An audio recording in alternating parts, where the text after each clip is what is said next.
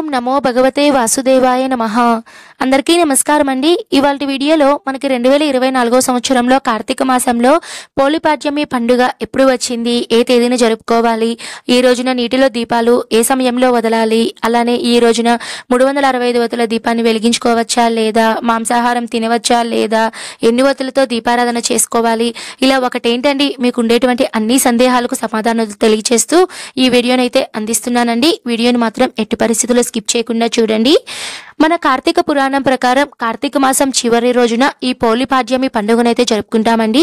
ఈ పోలిపాడ్యమి పండుగను మనము పాడ్యమి తిథి ఎప్పుడైతే ఉంటుందో మార్గశిర మాసం ప్రారంభమైన రోజున మనం ఈ పోలిపాడ్యమి పండుగనైతే జరుపుకుంటాము.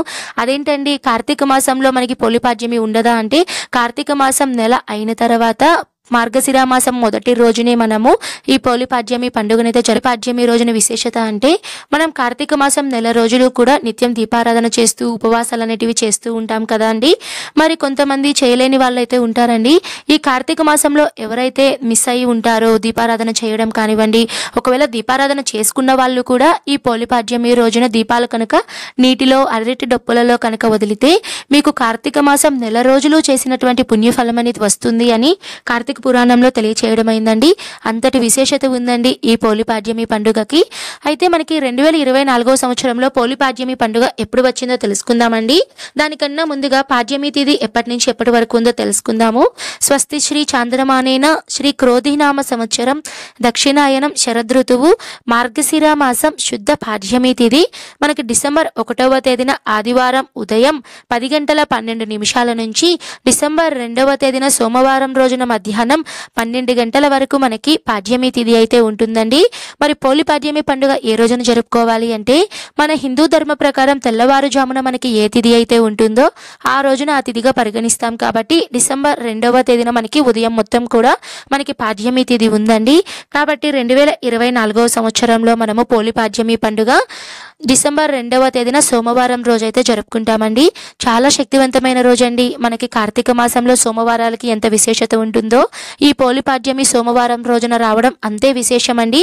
మరి ఈ రోజున అరటి డొప్పులలో దీపాలు అనేవి ప్రత్యేకంగా అయితే వెలిగిస్తూ ఉంటారు.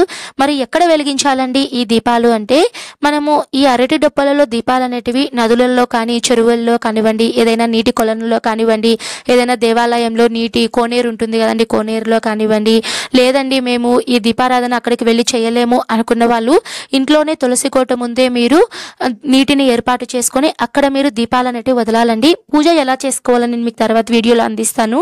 మరి ఏ సమయంలో మనం పూజ చేసుకోవాలండి అంటే, ఈ పూజనైతే మనము తెల్లవారుజామున 4 గంటల నుంచి 6 గంటల 26 నిమిషాల లోపల మీరు ఈ పూజనైతే చేసుకోవాలండి. సూర్యోదయం అయిన తర్వాత ఈ పూజ చేయకూడదు అని చెప్తూ ఉంటారండి. మనం తెల్లవారుజామున ముఖ్యంగా బ్రాహ్మీ ముహూర్తంలో కనుక ఈ పూజ చేస్తే విశేషమైనటువంటి ఫలితాలు అంటే వస్తాయండి.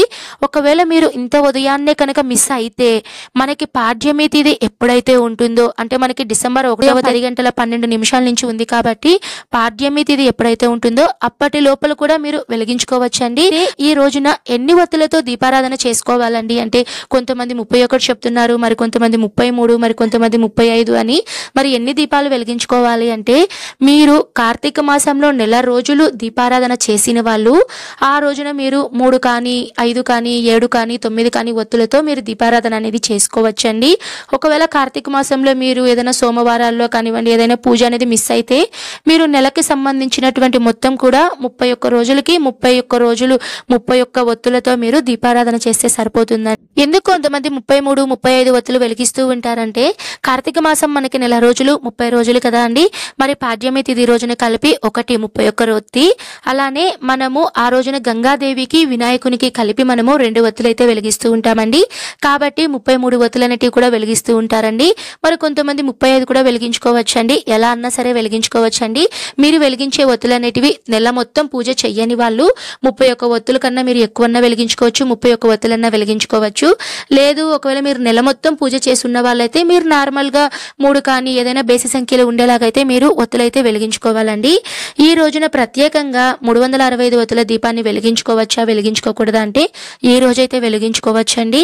కార్తీక మాసంలో కార్తీక సోమవారాల్లో కానివ్వండి, కోటి సోమవారం, కార్తీక ఏకాదశి, ద్వాదశి తిథులలో ముఖ్యంగా కార్తీక పౌర్ణమి రోజున ఈ 365 ఒత్తుల దీపం అనేది పెట్టిన వాళ్ళు మిస్ అయితే ఈ పోలిపాడ్యమి రోజున తెల్లవారుజామునే మీరు 6 గంటల లోపలే ఇవంతా మీరు వెలిగించేసి పూజ అనేది. ఈ రోజున మాంసాహారం తినవచ్చా తినకూడదా అంటే మన కార్తీక పురాణ నియమాల ప్రకారం ఈ కార్తీక మాసంలో మాంసాహారం అనేది తినకూడదు అని మన శాస్త్రం చెప్తుందండి. కానీ ఈ పోలిపాడ్యం రోజున తినవచ్చా తినకూడదా అన్న సందేహం చాలా ఉంటుందండి. మనకి కార్తీక మాసంలో చివరి రోజుగా మనం పోలిపాడ్యమి గురించి చెప్తున్నప్పుడు కార్తీక మాసంలో ఒక రోజుతోనే సమానం కదా అండి. అంటే మనం ఈ రోజు కూడా మాంసాహారం అనేది తినకూడదండి. సోమవారం రోజు ఎట్టి పరిస్థితుల్లో మాంసాహారం అనేది తినకూడదు. తర్వాత రోజు నుంచి అంటే మీరు డిసెంబర్ 3వ తేదీ నుంచి ఇంకా నాన్ వెజ్ అనేది తినొచ్చు. ఇదండి ఈ వీడియోలో అయితే పోలిపాడ్యమి పండుగ ఎప్పుడు వచ్చింది, ఏ తేదీని జరుపుకోవాలి, ఆల్మోస్ట్ మీకు ఉన్నటువంటి సందేహాలన్నిటికీ సమాధానాలు అన్నీ కూడా క్లియర్గా తెలియజేస్తూ ఈ వీడియోని అయితే అందించానండి. ఈ వీడియో కనుక ఉపయోగపడితే తప్పకుండా లైక్ చేయండి. నేను మరో మంచి వీడియోతో మీ ముందైతే ఉంటాను. పోలిపాడ్యమి పూజా విధానం గురించి నేను మీకు తర్వాత వీడియోలో అందిస్తానండి. సర్వే జన సుఖినో భవంతు. స్వస్తి.